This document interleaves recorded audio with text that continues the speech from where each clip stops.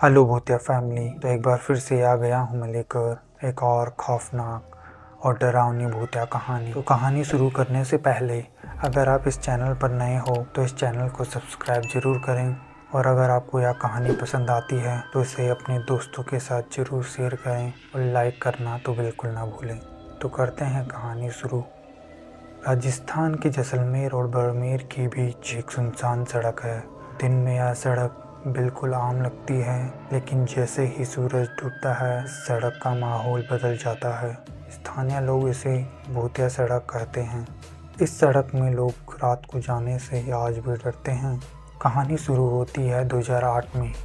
यह सर्दियों का मौसम था और 4 दोस्त रोहित, अमन, विक्रम और साहिल राजस्थान घूमने आए हुए थे।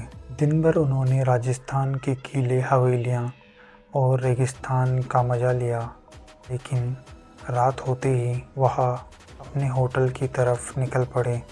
रात के लगभग 11 बज गए थे और वह अपनी कार में जैसलमेर से बाड़मेर की तरफ निकल रहे थे। रास्ता लंबा था और चारों तरफ सिर्फ रेगिस्तान। दूर दूर तक कोई घर और दुकान, यहाँ तक कि कोई इंसान भी नहीं दिख रहा था। कुछ किलोमीटर चलने के बाद अचानक उनकी कार के सामने सड़क के किनारे उन्हें एक महिला दिखी, जो कि सफ़ेद साड़ी में खड़ी थी और आते जाते गाड़ियों को हाथ दे रही थी।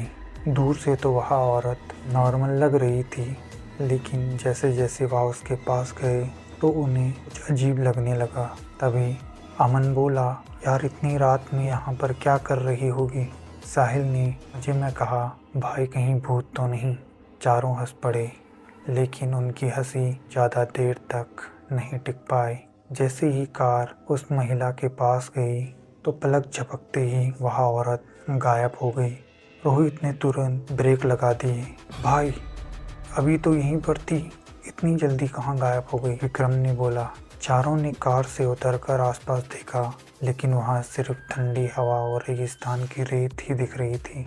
तभी अचानक उनकी कार के पीछे से पायल की आवाज़ आने लगी, छन छन छन। चारों दोस्त धीरे से पीछे मुड़े। सड़क के बीच वही महिला फिर से खड़ी थी, लेकिन इस बार उसका चेहरा साफ दिखाई दे रहा था और उसका चेहरा पूरी तरह जला हुआ था, लेकिन आंखें बिल्कुल काली, चेहरे पर अजीब सी मुस्कान। साहिल डर के मारे चिल्लाया, गाड़ी में बैठो। चारों जल्दी से गाड़ी में बैठे और रोहित ने तेजी से गाड़ी दौड़ा दी, लेकिन असली डर अभी शुरू हुआ था। कुछ मिनट बाद अमन ने पीछे मुड़कर देखा और उसका चेहरा सफ़ेद पड़ गया। उसने कहा, रोहित पीछे देख। रोहित ने रियर व्यू मिरर में पीछे देखा तो उसे दिखाई दिया वह औरत उनकी कार के पीछे दौड़ रही थी। और सबसे डरावनी बात यह थी कि कार 80 किलोमीटर प्रति घंटे की स्पीड से भाग रही थी, फिर भी वह औरत कार की स्पीड से भाग रही थी।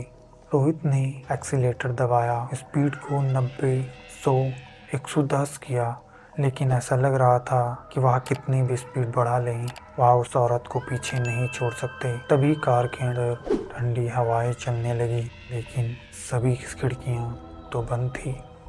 तभी साहिल ने धीरे से कहा, भाई वो देख, पीछे नहीं है। तीनों ने एक साथ पीछे मुड़कर देखा, वह पीछे वाकई में नहीं थी। तभी तीनों सोचने लगे कि वह कहाँ गई। तभी साहिल ने धीरे से कहा, भाई वह कार की पिछली सीट पर बैठी हुई है।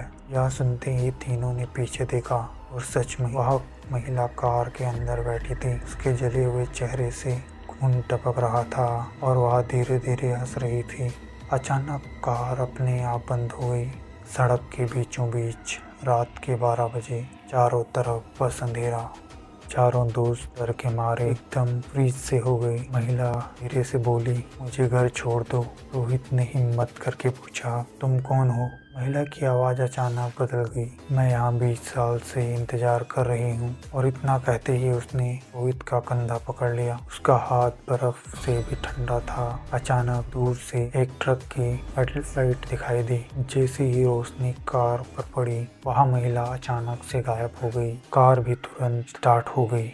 रोहित ने बिना पीछे देखे गाड़ी दौड़ा दी। कुछ किलोमीटर बाद उन्हें एक छोटा सा ढाबा दिखा। वह घबराते हुए तुरंत गाड़ी से उतरे और उस ढाबे के अंदर जाकर बैठ गए। वहाँ पर एक बुजुर्ग थे। उन्होंने उनकी हालत देखकर पूछा कि क्या हुआ, इतने डरे हुए क्यों हो। अब उन्होंने उस बुजुर्ग को हिम्मत करके अपनी पूरी कहानी सुनाई। उनकी कहानी सुनकर बुजुर्ग का चेहरा गंभीर हो गया। उन बुजुर्ग ने कहा, लोग किस्मत वाले हो जो बच गए। चारों ने घबराते हुए पूछा, क्यों? बुजुर्ग ने कहा, 20 साल पहले इसी सड़क पर एक लड़की एक्सीडेंट हुआ था। वह अपने घर जाने के लिए लिफ्ट मांग रही थी, लेकिन किसी ने अपनी गाड़ी नहीं रोकी। आखिर में एक तेज स्पीड में आते हुए ट्रक ने उसे अपने नीचे कुचल लिया। तब से वह हर रात किसी न किसी को सड़क के किनारे मांगते हुए दिखाई देती है, और जो भी उसे लिफ्ट दे देता है उसके बाद वह किसी को लिफ्ट देने के लायक नहीं बचता। ये सब सुनकर चारों दोस्त सुन्न से पड़ गए। उस रात के बाद उन्होंने कभी उस सड़क का नाम भी नहीं लिया। लेकिन आज भी राजस्थान की उस सुनसान सड़क पर रात के 12 बजे एक सफ़ेद साड़ी वाली महिला दिखाई देती है। और अगर आप वहां से गुजर रहे हो तो याद रखना, अगर वह आपसे कहें मुझे घर छोड़ दो, कभी गाड़ी मत रोकना। क्या पता उसके बाद किसी और को आपको आपके घर छोड़ना पड़े। तो ये थी आज की कहानी, और अगर आपको यह कहानी पसंद आई तो कमेंट में ज़रूर बताएं।